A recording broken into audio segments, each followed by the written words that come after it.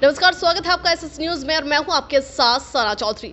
UP के अंदर जैसे जैसे पार्टियों ने अपने विधायकों की लिस्ट घोषित की है, वैसे ही विधायकों के पास हम जा रहे हैं और जान रहे हैं कि भैया इस बार क्या क्या मुद्दे लेकर जनता के बीच उतरने वाले हैं। और ऐसी ही बड़ी शख्सियत के साथ आज हमारे साथ मौजूद है जो कि बसपा से प्रत्याशी है, बसपा से दावेदारी ठोक रहे हैं, हाजी अय्यूब इदरीसी की बातें कर रहे हैं। तो सबसे पहले हाजी जी, बहुत बहुत स्वागत है आपका एसएस न्यूज में। थैंक यू, शुक्रिया। तो चलिए हाजी जी, मुद्दे पे थोड़ा सा आते हैं, क्योंकि आपने जो है बसपा से मायावती जी को खुश कर लिया है, उन्होंने टिकट कर दिया है आपका। तो इस बार जनता के बीच क्या क्या मुद्दे लेकर उतरने वाले हैं? देखिए, सबसे पहला हमारा जो मुद्दा होगा वो सुरक्षा पे होगा, और दूसरा जो हमारा मुद्दा होगा वो जैसे सामुदायिक भवन हमारे मुरादनगर में नहीं है। बहुत दिनों से विधानसभा लड़ी जा रही है, बाहर के भी विधायक रहे हैं, कभी किसी विधायक ने ये नहीं सोचा कि हमें यहाँ सामुदायिक भवन होना चाहिए जो बच्चों की शादी यहाँ आसानी से हो जाए। तो उसके लिए फार्म हाउस करना पड़ रहा है। लोग 60-60 हज़ार रुपये दे रहे हैं, 1-1 लाख रुपया दे रहे हैं फार्म हाउस पे। तो सबसे पहले हम उस काम करेंगे।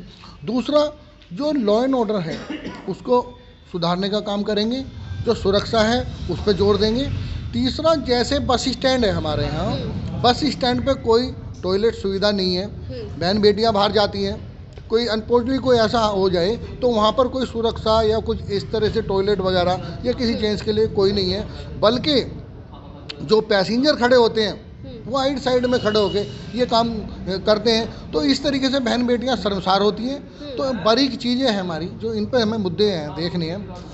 और हमारा जो एक पढ़ाई का विषय, शिक्षा, मुस्लिम और दलित ये थोड़ा शिक्षा में पीछे है। हम चाहते हैं शिक्षा को आगे लाना, बच्चों के लिए डिग्री कॉलेज खोलना, ताकि बच्चे पढ़ लिख कर आगे बने। जब इनके माइंड में और जब ये पढ़े लिखे होंगे तो बड़े से बड़ा काम अपना आसान करा सकते हैं, अपनी कलम से बड़े अधिकारी से मिल सकते हैं। जो काम पैसे से होता है वो अपनी कलम से कर सकते हैं, क्योंकि कलम की ताकत में ही बड़ी से बड़ी ताकत हिल जाती हैं। तो मैं समझता हूँ पहले हमें अपने शहर को, अपने गांव को, अपने बच्चों को शिक्षित बनाना है। हमें शिक्षित और शिक्षा पे भी ध्यान देना है। जो सरकारी स्कूल हैं वो छोटे स्कूल हैं, हम बड़े स्तर पर डिग्री कॉलेज खोलना चाहते हैं। लोगों के बीच जाएंगे, शिक्षा पे लेके जाएंगे। यहाँ की सड़कें जर्जर हो रही उस पर लेके जाएंगे। यहाँ का व्यवस्था ख़राब है, कहीं कोई बाहर टेम्पो खड़ा है, पीछे से ट्रैफिक है, ट्रैफिक की व्यवस्था ख़राब है। तो इन सारी चीज़ों को हम जनता के बीच लेके जाएंगे। दूसरा, जो मुस्लिम कैंडिडेट आया है, मुस्लिमों के लिए हमेशा से किसी ने कुछ नहीं किया। मुस्लिम के लिए किसी के मैनिफेस्टो में कोई जगह नहीं छोड़ी है। आप आरएलडी का देख लिया संकल्प पत्र उठा के, कहीं कोई मुस्लिम का जिक्र नहीं करा है। आप बीजेपी का संकल्प पत्र देख लीजिए, यहाँ तक कि आप जिस पार्टी के पास जाएंगे मुस्लिम के लिए, दलित के लिए कोई कॉलम नहीं बनाई है उन्होंने। अच्छा, जिस तरह से आपने जो है पहला मुद्दा आपने हमें गिनाया था कि शिक्षा पे हमें काम करना है, वहीं सुरक्षा पे भी हमें काम करना है। तो योगी सरकार आए दिन अभियान निकाल तो रही है, कह रही है कि भैया महिलाएं बिल्कुल सुरक्षित हैं। आप बताइए कहाँ महिलाएं सुरक्षित हैं? पीछे बरेली में देखिए कांड हुआ, महिलाओं का क्या हाल हुआ, रामपुर में हुआ। बहुत सारी बातें हैं करने की, लेकिन हम अपने मुरादनगर पे चर्चा करेंगे। हमारे मुरादनगर में बताइए कहाँ सुरक्षा है, कहाँ लॉ एंड ऑर्डर का सही है, कहाँ पर शिक्षा है, शिक्षा के कौन कौन से पार्ट पे काम करना है। आज तक किसी ने सुरक्षा पे काम नहीं किया है, आज तक शिक्षा पे कोई काम नहीं किया है, शिक्षा के लिए किसी ने डिग्री कॉलेज नहीं खोले हैं। यहाँ पर इतनी सारी एलएमसी ज़मीन है मुरादनगर के अंदर, अगर गवर्नमेंट चाहे तो बड़ा सा डिग्री कॉलेज बना के दे सकती थी। ज़मीन उनकी अपनी थी, सरकार अपनी थी, केंद्र में सरकार उनकी अपनी है और यूपी में सरकार अपनी है। तो फिर उनको कहाँ क्यों नहीं ऐसे याद आया? अच्छा, योगी सरकार कहती तो है कि भैया जहाँ भी हमारा विधायक आपको मिलेगा वहाँ का विकास जाके देखिए। अब यहाँ के मौजूदा विधायक की बातें करें तो जो है अजित पाल त्यागी यहाँ से विधायक हैं, तो कह रहे हैं कि भैया बढ़िया विकास कराया आपने। तो देखिए, अजीत पाल त्यागी मैं समझता हूँ 6 महीने से लोगों के बीच में शायद आ रहे हैं, क्योंकि टिकट के लिए। उससे पहले तो मैं समझता हूँ कि किसी ने उनको देखा भी नहीं। अच्छा। पोस्टर दोबारा जरूर देख लिया, और बिना पोस्टर के तो उनको शकल का किसी को पता नहीं कि अजीत पाल त्यागी जी कौन है। तो इस तरीके का अगर विधायक बनेंगे तो सुधार समाज का नहीं हो सकता, और ना मुरादनगर विधानसभा का सुधार हो सकता। तो सुधार वही करेगा जो मुरादनगर में क्षेत्र को जानता होगा, मुरादनगर का वासिंदा होगा, जनता के बीच का होगा। हम जनता के बीच के हैं, हम ज़मीनी स्तर पे काम कर रहे हैं, ज़मीनी स्तर से उठे हैं, लोगों की परेशानियां समझते हैं, क्योंकि हमारे साथ भी वो परेशानियां होती हैं। जब हम रास्ते में जाते हैं हमको पता है कि क्या दिक्कत आती है। जब विधायक हमारे मुरादनगर में या गांव देहात में जाएगा ही नहीं तो उसको क्या पता लगेगा कि कौन सा रास्ता ख़राब है, कहाँ क्या दिक्कत आ रही है। अच्छा, राष्ट्रीय लोक दल की बातें करें, जैसे हमने सुना है कि आप राष्ट्रीय लोक दल से जो है जिला अध्यक्ष रहे गाजियाबाद से, लेकिन अचानक आपने उस पार्टी को छोड़ के जो है मायावती जी का हाथ थाम लिया है, ऐसा क्यों? देखिए, राष्ट्रीय लोकदल में हमने बहुत काम किया, उनकी हमने इतनी सारी रैलियां कराई, मीटिंग कराई हैं, बढ़ चढ़ के हिस्सा करा, बहुत अच्छा हमने योगदान भी दिया उसमें। लेकिन राष्ट्रीय लोकदल में भेदभाव ज़्यादा है। अच्छा। वो मुस्लिमों को वोट करना नहीं चाहते हैं। अगर मुस्लिम टिकट ले आता है राष्ट्रीय लोकदल से तो जाट समाज वोट नहीं करता मुस्लिम को। ये बातें कई बार सुनने को मिली उनके बड़े नेताओं से। जब जाट हमारे को मुस्लिमों को वोट नहीं करेगा तो मुस्लिम ही क्यों उनके लिए काम करेगा।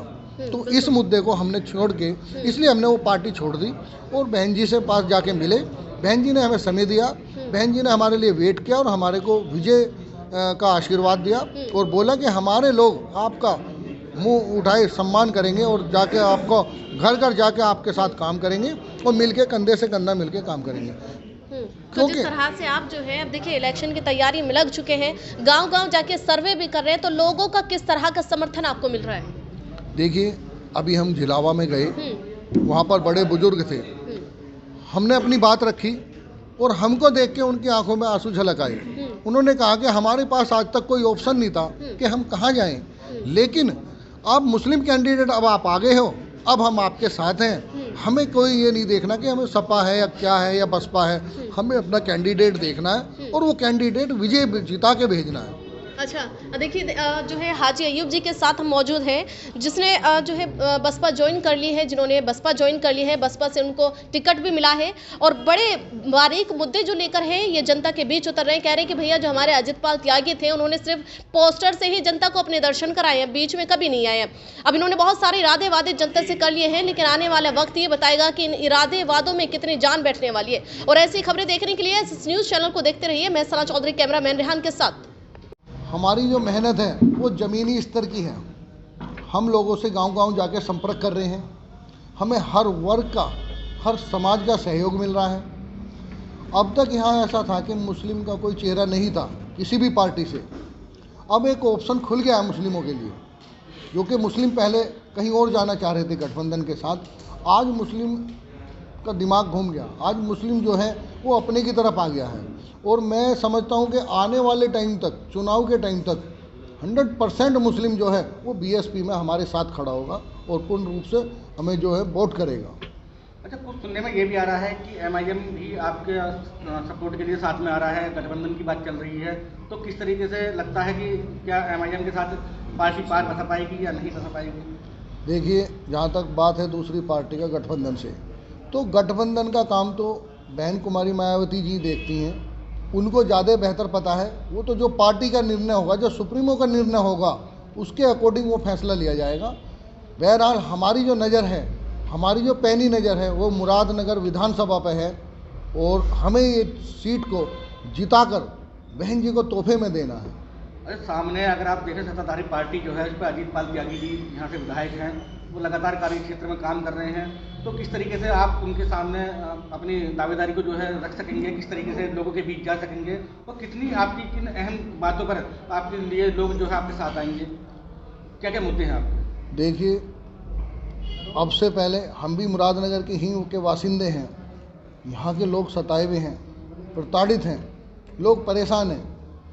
मुरादनगर से के आसपास का देहात एरिया, जो बहन बेटियां हैं वो जब कॉलेज जाती हैं डिग्री कॉलेज के लिए, तो उनको मोदी नगर या गाजियाबाद दूर जाना पड़ता है। और जब वो कहीं बस में या किसी दूसरे वाहन में बैठ के जाती हैं तो जो शरारती तत्व हैं, जो लड़के, वो उनके हाथ में, बस में अगर ऐसे पकड़ते तो उसके ऊपर हाथ दबा दिया। वो बहन बेटी जब घर आके बोलती हैं कि जी मेरे साथ आज ये हुआ, तो उनके माँ बाप का स्टैंड ये होता है कि आप घर बैठ जाइए, आगे पढ़ाई ना करिए। तो ये मेरा बताने का मौजू ये था कि मुरादनगर विधानसभा में हम एक डिग्री कॉलेज बनवाएंगे, हम यहाँ स्वास्थ्य के लिए एक बेहतरीन हॉस्पिटल बनवाएंगे जिसमें सारी सुविधा होंगी, बड़े से बड़ा ट्रीटमेंट होगा, अल्ट्रासाउंड से लेके MRI, जो भी होगा, जो 3500 का काम है वो मात्र 500 रुपये में होगा। सस्ते से सस्ता काम कराएंगे। यहाँ की जो सड़कें हैं, जर्जर सड़कें हैं, उस पर काम होगा। यहाँ का जो सुरक्षा पे, अभी मुद्दा ये है कि सुरक्षा पे कोई ध्यान नहीं दिया जा रहा है। भाजपा का जो दावा है, भाजपा का दावा ये है कि महिलाएं 100% सुरक्षित हैं। तो किस तरीके से लगता है आपको कि ये वाली जो आपने बात बताई है कि बहन बेटी सुरक्षित नहीं है इस तरीके से, तो क्या आपकी सरकार में सुरक्षित रहेंगी या अब तक जो सरकार ने दावे किए हैं, वादे किए हैं, वो खोखले साबित हो रहे हैं? आपने बहुत अच्छा क्वेश्चन पूछा कि क्या सुरक्षित हैं। मैं समझता हूँ जो बहन जी का जो कार्यकाल था उसकी आप हिस्ट्री उठा के देख लीजिए। लॉ एंड ऑर्डर इतना सख्त था कि ना किसी पर झूठे मुकदमे लगते थे, ना कोई दबंग किसी गरीब को सताता था।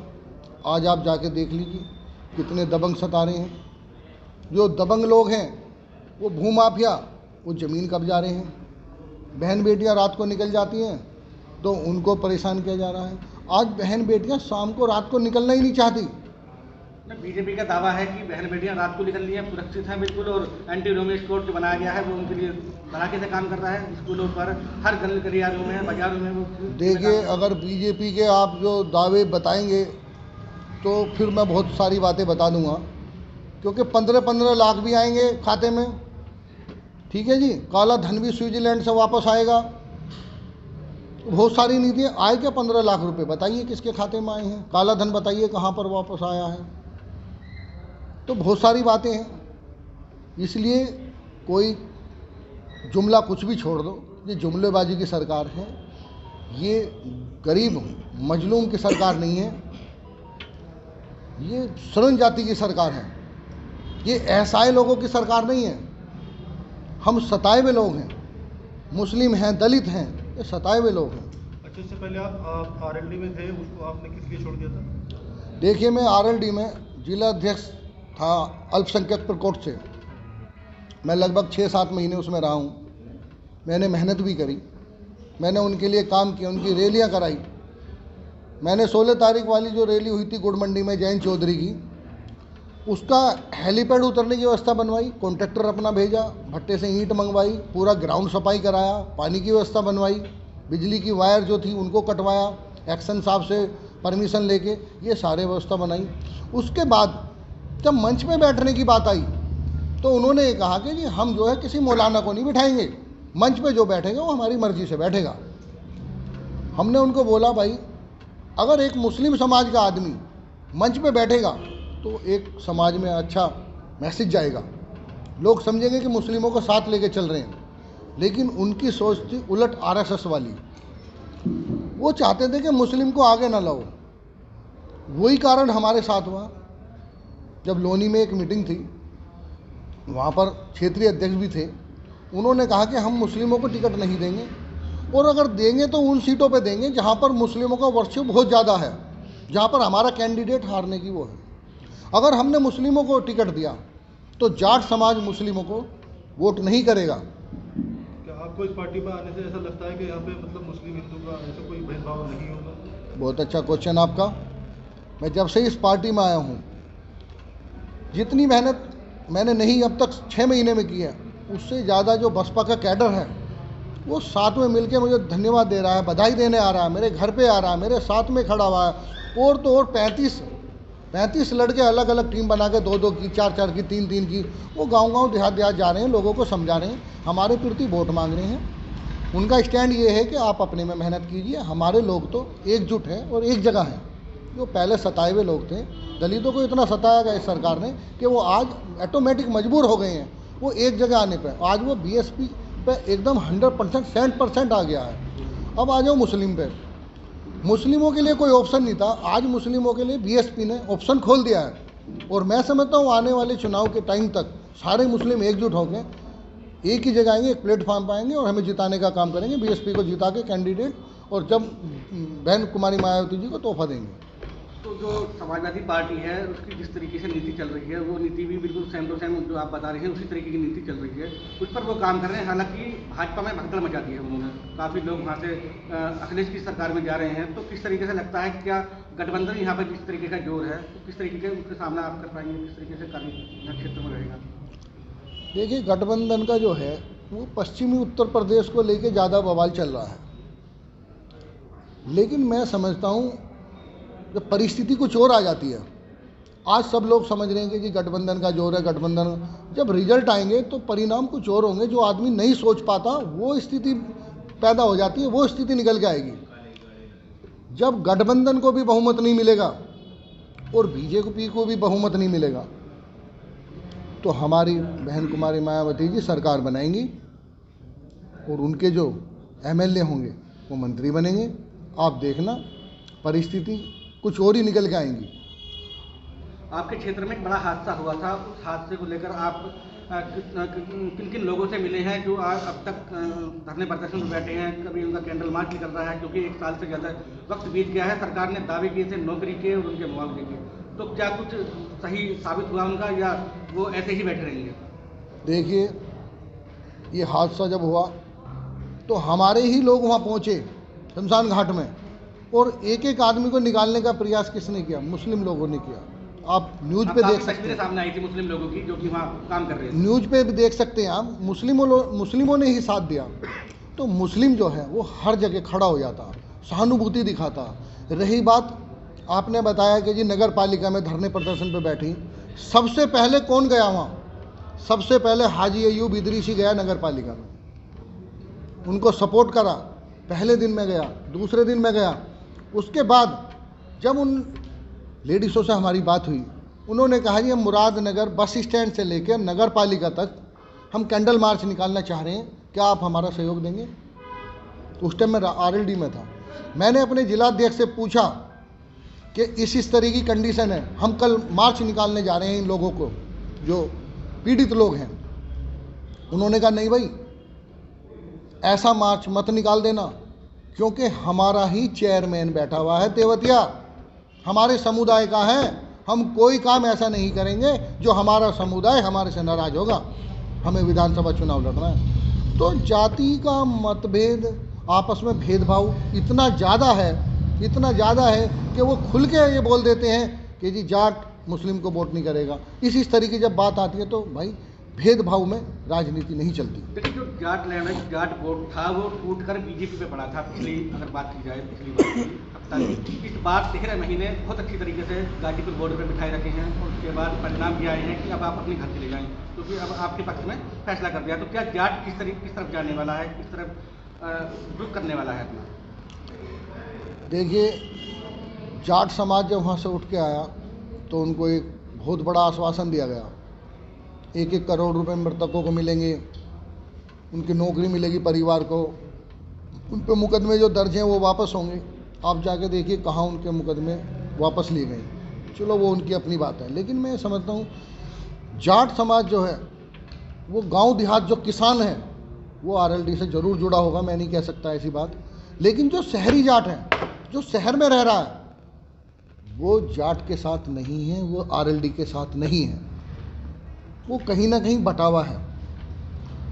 जब जाट बटा हुआ है तो हम तो संगठित हैं, हम अपनी सीट को निकालने की काबिलियत रखते हैं, अपने लोगों को समझाने की काबिलियत रखते हैं। हम प्रयास भरपूर करेंगे और अपनी सीट को 100% निकालेंगे।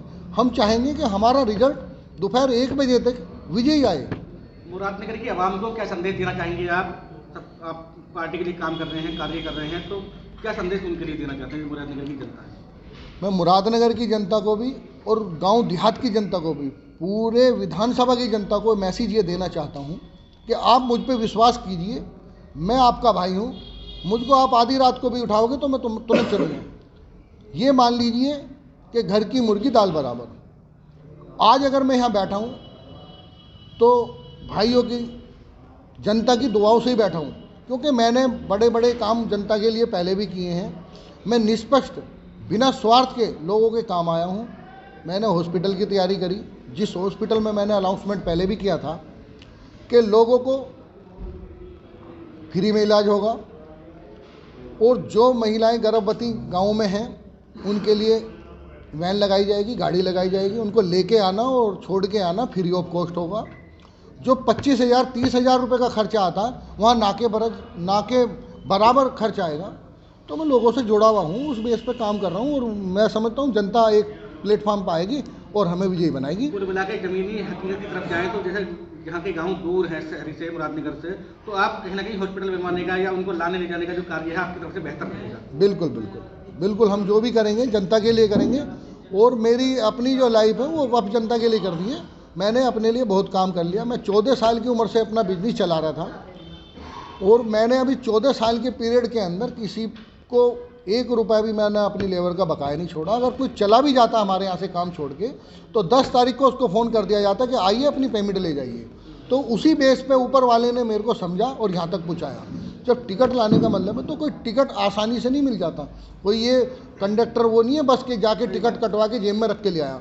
बहन जी ने जो हम पे विश्वास किया है वो कुछ समझ के क्या होगा। बड़ी राजनेता हैं, पहले से बहुत पुरानी राजनेता हैं, राजनीति की समझ रखती हैं। उन्होंने मेरा पौना घंटे तक बैठ के इंटरव्यू लिया, और वो बड़ी मेरे से वो बड़ा उन्होंने मेरे को उत्साहित किया, और मैं उनसे प्रेरणा ली। उन्होंने मेरे को आशीर्वाद दे के भेजा कि जाइए विजय होकर आइए, मुरादनगर में आप तैयारी कीजिए, और हमारा समाज खड़ा होकर मुंह देख रहा है कि आप आएंगे और हम आपके साथ लगेंगे। और वो जो उन्होंने कहा वही हमने यहाँ पाया मुरादनगर में। तो मैं अपनी जनता को धन्यवाद देना चाहता हूँ मुझ पर विश्वास करने के लिए। आगे भी जहाँ मेरी जनता कहेगी मैं एक पैर से खड़ा मिलूँगा। थैंक यू, धन्यवाद, शुक्रिया।